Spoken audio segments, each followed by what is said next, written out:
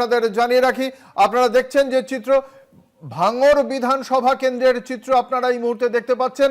ভাঙড় বিধানসভা কেন্দ্রের তৃণমূল কংগ্রেসের প্রার্থী শওকত মোল্লা, আইএসএফ এর প্রার্থী নওশাদ সিদ্দিকী আজকে ভাঙড় বিধানসভা কেন্দ্রের বিভিন্ন জায়গায় যখন গিয়েছেন, তিনি বিভিন্ন বুথের পরিস্থিতি খতিয়ে দেখতে, কেমনভাবে নির্বাচন চলছে সেই সময় তাকে ঘিরে জয় বাংলা স্লোগান দেন বহু মানুষ। সেই ঘটনাকে কেন্দ্র করেই পরিস্থিতি উত্তপ্ত হয়ে ওঠে। কেন্দ্রীয় বাহিনী তাদের বেশ কয়েকজনকে লাঠিচার্জ করে সরিয়ে দেয়, কিন্তু যেখানেই নওশাদ সিদ্দিকী যাচ্ছেন সেখানেই এই পরিস্থিতি তৈরি হচ্ছে, উত্তপ্ত হয়ে উঠেছে পরিস্থিতি, এমনটাই জানতে পারা যাচ্ছে। এর আগে তৃণমূল কংগ্রেসের পক্ষ থেকে শওকত মোল্লা, তিনি ক্যানিং পূর্বে এর আগে প্রার্থী ছিলেন, বিধায়ক ছিলেন, সেখান থেকে তিনি এবার ভাঙড়ে প্রতিদ্বন্দ্বিতা করছেন। নওশাদ সিদ্দিকী আজকে যেখানেই গিয়েছেন, তবে শুরুর থেকেই ভাঙড়ে ভোট প্রক্রিয়া মোটের ওপর শান্তিপূর্ণই ছিল।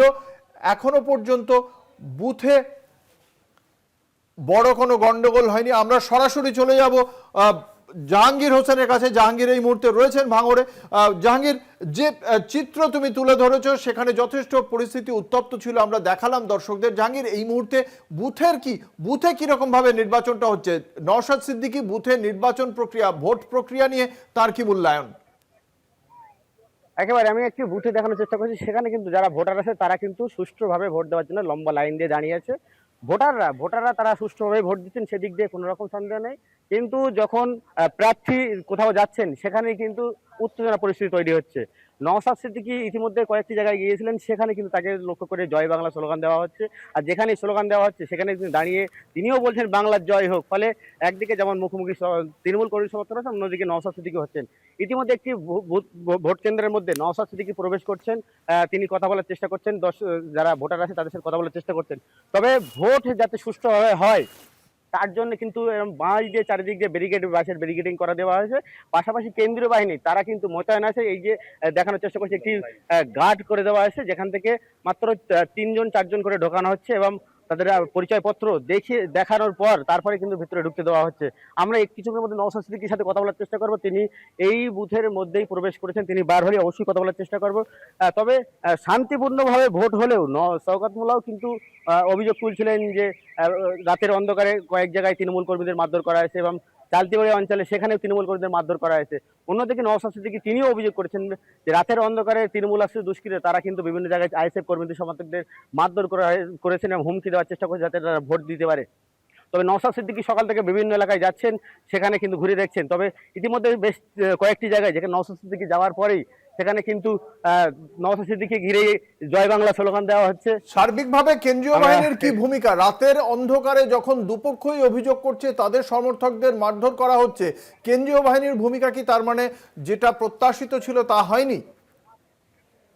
একেবারে কেন্দ্রীয় বাহিনী যথেষ্টভাবে সক্রিয় ভূমিকা পালন করছে, তারপরেও রাতের অন্ধকারে বেশ কয়েকটি জায়গায় মারধর করা হয়েছে বলে অভিযোগ তুলছে। যেখানে পুলিশের বিরুদ্ধে কার্যত শওকত মোল্লা তিনি সরাসরি পুলিশের বিরুদ্ধেই অভিযোগ তুলছেন যে কেন্দ্রীয় বাহিনী তারা কিন্তু একরকম অহিংসতার পরিবেশ করছে, তৃণমূল সরকারকে বদনাম করার জন্য আইএসএফকে সহযোগিতা করছেন এবং শুধু পুলিশ নয়, পুলিশের পাশে ইলেকশন কমিশনের বিরুদ্ধেও তিনি মুখ খুললেন যে ইলেকশন কমিশনের একটা অংশ তারাও কিন্তু এই তৃণমূলকে বদনাম করার জন্য, তৃণমূলকে হারানোর জন্য চক্রান্ত করে যাচ্ছে। তবে কেন্দ্রীয় বাহিনী তারা কিন্তু যে সমস্ত জায়গায় ঘটনা ঘটে চলেছে সেই সমস্ত জায়গায় দ্রুত পৌঁছে যাচ্ছেন, গিয়ে পরিস্থিতি নিয়ন্ত্রণ আনার চেষ্টা করছে। তবে আমরা বিভিন্ন জায়গায় ভোট কেন্দ্রে গিয়ে দেখছিলাম, সেখানে কিন্তু প্রতিটি বুথে বুথে কেন্দ্রীয় বাহিনী জওয়ান তারা কিন্তু আসেন এবং ভোট যারা দিতে আসছেন তাদের কাছে লম্বা লাইন ঠিক করে দিচ্ছেন এবং 100 মিটারের মধ্যে কাউকে প্রবেশ করতে দেওয়া হচ্ছে না। তারপরে কিন্তু মাঝে মাঝে দেখা যাচ্ছে বিভিন্ন জায়গায় মাঝে মাঝে দেখা যাচ্ছে হঠাৎ করেই উত্তেজনা পরিবেশ তৈরি হয়ে যাচ্ছে। এখনো পর্যন্ত নওশাদ সিদ্দিকী এই ভোট কেন্দ্রের মধ্যে আছেন, তিনি বার হলে একটু কথা বলার চেষ্টা করব। তিনি কিভাবে যে সমস্ত জায়গায় যাচ্ছেন সেখানে তাকে ঘিরে যে জয় বাংলা স্লোগান দেওয়া হচ্ছে, এটা নিয়ে আমি একটু নওশাদ সিদ্দিকীর সাথে একটু কথা বলার চেষ্টা করব।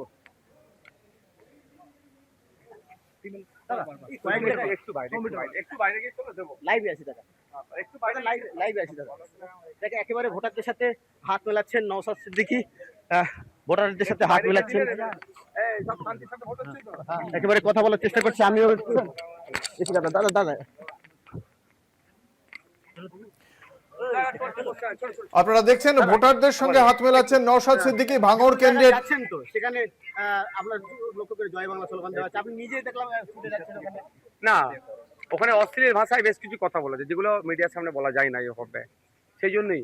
এবং তারা 100 মিটারের মধ্যে ঢুকে এটাকে ডিস্টার্ব করার জন্য বারবার আমাদের কাছে খবর এসেছিল ওই বুথে পার্টিকুলার ওরাই পঞ্চায়েতের মেম্বারের সাথে নিয়ে তারা ওখানে ভোটারদেরকে প্রভাবিত করছে, ভোটারদেরকে ভয় দেখানোর চেষ্টা করছে। শুধু তাই না, আপনারাও মানে ভিডিও দেখেছেন আমাদের একটা ভোটারের কাছে গিয়ে কেমন হাতাহাতি লড়াই জড়িয়ে পড়েছে, আমাদের ভোটার না একজন ভোটারের কাছে গিয়ে। তো পুলিশ ওখানে সেন্ট্রাল ফোর্স থাকার পরে এইগুলো জটলা পাকা ছিল, তারপরে আমি গেলাম, তখন আস্তে আস্তে ক্লিয়ার করেছি। ভোট প্রক্রিয়া নিয়ে কোনো অভিযোগ আছে? না, আমি পার্টিকুলার ওই জায়গাটার, অন্য কোনো জায়গায় সেন্ট্রাল ফোর্সের বিরুদ্ধে আমার কোনো অভিযোগ নেই। ভোট প্রক্রিয়া নিয়ে আপনার কোনো অভিযোগ আছে? দেখুন ওইটা আমরা অভিযোগ করেছি আমরা। দেখুন আমাদের ব্যাপারটা হচ্ছে আমরা চাই শান্তির সাথে ভোট। বারবার বলে এসেছি যে যে আর ভোট সে দেবে, আমাকে যদি ভালো লাগে ইভিএম মেশিনে 5 নম্বর বোতাম টিপবে, যদি না ভালো লাগে অন্য কোনো টিপবে, কাউকে যদি না ভালো লাগে নোটা টিপে নোটাতে প্রেস করবে, কিন্তু শান্তিপূর্ণ ভাবে। নওশাদ, এই মুহূর্তে আমরা দেখলাম যে একেবারে দৌড়াদৌড়ি একটা